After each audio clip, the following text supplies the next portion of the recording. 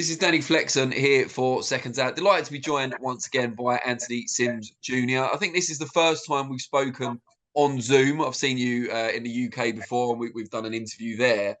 And you're coming off your fight here against Zak Chelli last week. What are your reflections on that fight now? I wasn't busy enough. No, punches win fights. I wasn't busy enough, and if anything, I know now that I need to fight at middleweight. I'm a true middleweight. I fought December 21st at middleweight and weighed 158 pounds, and within I say a matter of 4 to 5 weeks, I had to be at 168 for the Zak Chelli fight. And I tried to put the weight on, man, but I could not get over 171 pounds. It just wouldn't happen. So just being more aggressive and fighting at middleweight. Like I can't take fights at 168 or anything above middleweight if it's great opportunities or whoever the opponent is. I need to be true to myself and stay at middleweight. I'm a natural full-fledged middleweight now. Yeah, I was going to ask about that because, as you say, it was only less than 8 weeks between fights when you were at middleweight, and you won a fairly comfortable decision in that fight. What made you decide to take what was a risk going up to 168 for this one? Not so much the risk as the reward. Boxer offered me a 2-fight deal. Take the first fight at super middleweight, and the second fight would be at middleweight. So we're like, okay, this is what we want. Especially, Boxer, the platform it's on, it's a powerhouse. Sky Sports. These are the type of fights that you want to make happen. So I had to roll the dice on this one. I had to go up to super middleweight. But lesson learned. I can get up there, and I had that guy out in the 8th round, but I couldn't finish it. Guy was a lot heavier than me, a lot bigger. I felt the weight difference. I felt that the disadvantage, and I know that I'm a true middleweight now. And you said previous to that 8th round, where you were dominant, as you point out, you weren't busy enough, you weren't throwing enough punches. Was that due to something to do with the weight, or was there another reason? Did you feel like you were winning comfortably? Why weren't you putting more pressure on? Man, it's crazy. If you look at Zak's previous fights, Zak's a pressure fighter. He comes in throwing a lot of punches, Yeah. and he presses the action. Well, we expected that this night, but it didn't happen. Instead, he fought more on the back foot and tried to box me. So it kind of threw off, our game plan, which was to feint and have him jump in. Because what you don't do is you don't go and pressure somebody who just throws big shots, and that's what Zak is. He throws big shots. So he switched the game plan up on me, and in return, he made it a boring fight. If he would have jumped in, it'd been perfect. I think it would have been a perfect setup for me. But he didn't. He was unpredictable, and he changed his game plan. That's what boxing is all about. And in that case, boxers like Zak, they can make fighters like myself look bad with a lot of skill. They're awkward, and they're not not orthodox. So I would say that'd be the reason. And you talked about the 2-fight deal with Boxer. Is that still valid? So are we going to see you on a Boxer show next time out at middleweight? Yeah, that's the plan right now, to get back out there at middleweight and show everybody my skills at middleweight. Somebody same size as me, same height and reach, around the same size. And I say where I'm most comfortable and strongest at, not at super middleweight.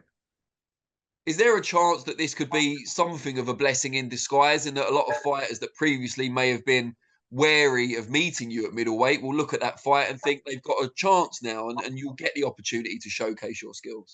I think a lot of fighters are going to change how fighters approach me. Before it was, he's a defensive fighter and he's on the move. Now, watching the Zak Chelli fight, you'll see I'm right there, for the exchange, but I'm just one punch away from putting you down. Nobody's ever hurt Zak Chelli how I hurt him. Nobody's ever really hit him and had him wobbled.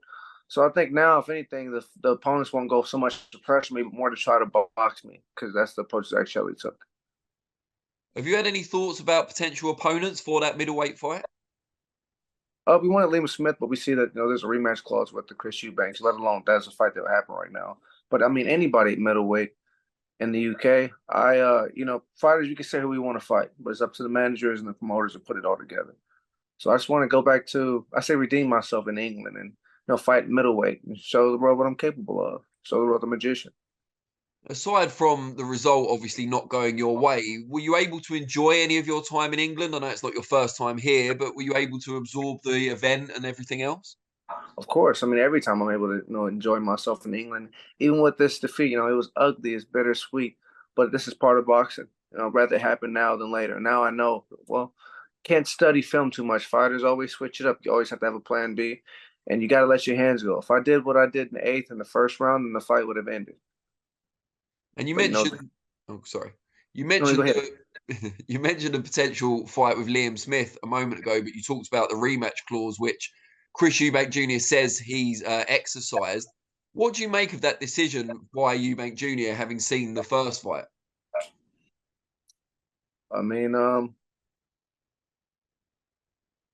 don't know. It's a fighter's supposed to believe in himself. That was a knockout. I lost my fight because inactivity. Cause I got clipped or because I got put down. But boxing's full of surprises. You never know. Yeah, I mean, it must be tough going back in with someone who beat you quite conclusively the first time around. I suppose Eubank can point to the fact that he was doing well in the first 3 rounds preceding the knockout, but the knockout itself was pretty, it was a punctuation mark. Yeah, it was, and it was due to just I think just basics. Whenever you're on the ropes, have them hands up. Yeah, well, I think that's good advice for the rematch. Let's hope he heeds it. Um, where do you kind of see yourself in the middleweight division as a whole right now? Because although you did lose your last fight, as you pointed out, it was up at super middle, so it really shouldn't affect your standing in your natural weight class. How far away do you feel you are from the world scene, if you like, in that division? One fight away. This next fight coming back. It's just put me in there with any fighter, and I'll be able to showcase my skills. That was just one of them fights where styles make fights, and it wasn't a good look for me. It made me look not active, made me look not busy. I wanted to do most of my work on the inside work, but Zach, he's a master at holding. Every time I got close enough, he would hold me, and I was inactive. But at middleweight, I feel like I'll be the stronger, bigger fighter. I'll be more experienced, and I'll feel comfortable. I won't feel like I'm small or not heavy. Because man, being in that ring and feeling the extra weight, well, the size advantage. It's not just mental; it's physical as well. Well, I think Tyson Fury showed us all how effective you can be if you're the heavier man and you're tying your opponent up effectively on the inside.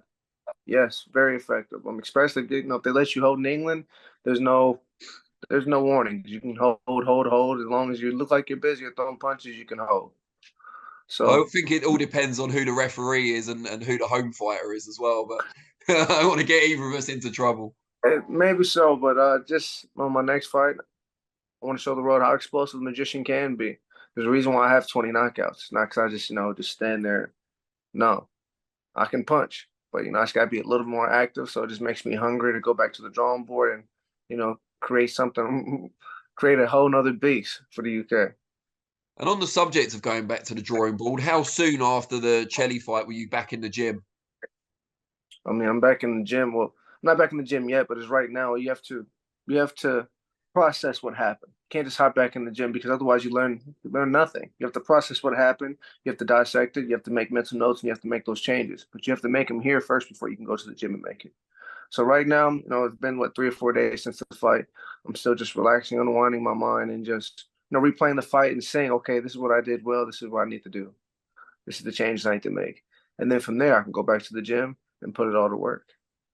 And just talking of that, tell us a little bit about your training setup. So where are you based? Who are you working with? I train in LA, downtown LA, but I live downtown LA. The gym I train at is in Santa Monica. It's Churchill Boxing Gym.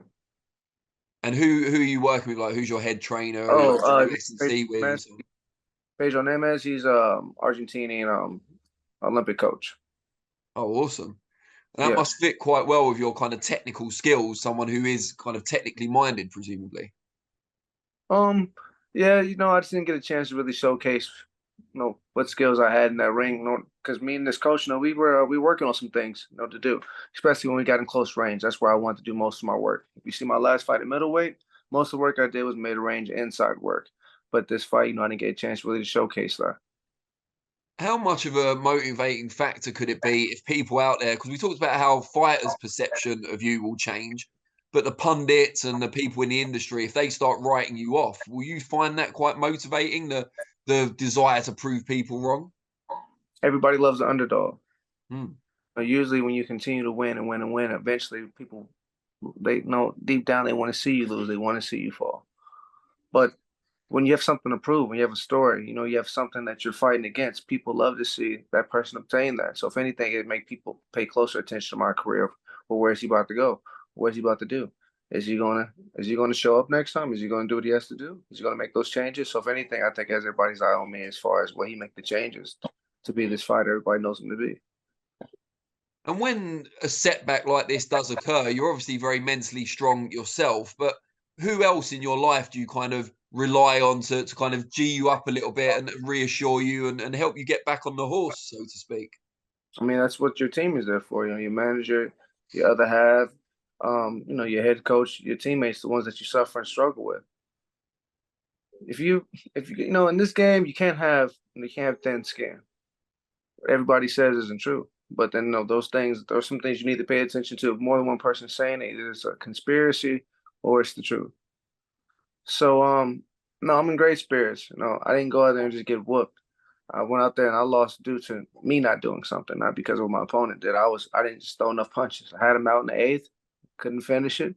No, I take that on the chin. But now it's just time to go back and just look at my arsenal weapons and how I actually use them, and then go back to the UK. You mentioned your other half there. You've told me off camera that the artwork we can see behind you Yeah, yeah. was done by her. Looks amazing to my untrained eye, admittedly, but just take this opportunity to give her a bit of All a right. promo. So my other half, Channing Geraldo, she is actually one of the top tattoo artists here in LA. She's a realist artist as well. So I say realist realism. She makes it look actually real. From her paintings to her tattoo work. You can follow her on Instagram, Channing's Tattoo. But just as myself, like I consider myself an artist, she is. She supports me, she backs me.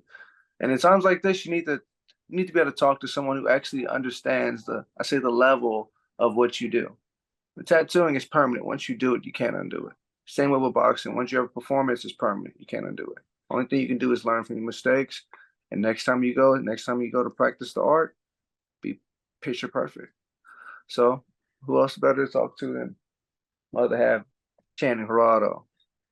Great stuff. Well, we look forward to seeing you back in the UK, back at your natural weight also, and yeah, let's catch up in person when you come over. Please do. I look forward to being back with Boxer Ben Shalom. Thank you for the opportunity. Look forward to working with you again and fighting back in England. It's unmatched. The energy is unmatched in every level. So yes, keep your Yeah, eyes open. we look forward to welcoming you back.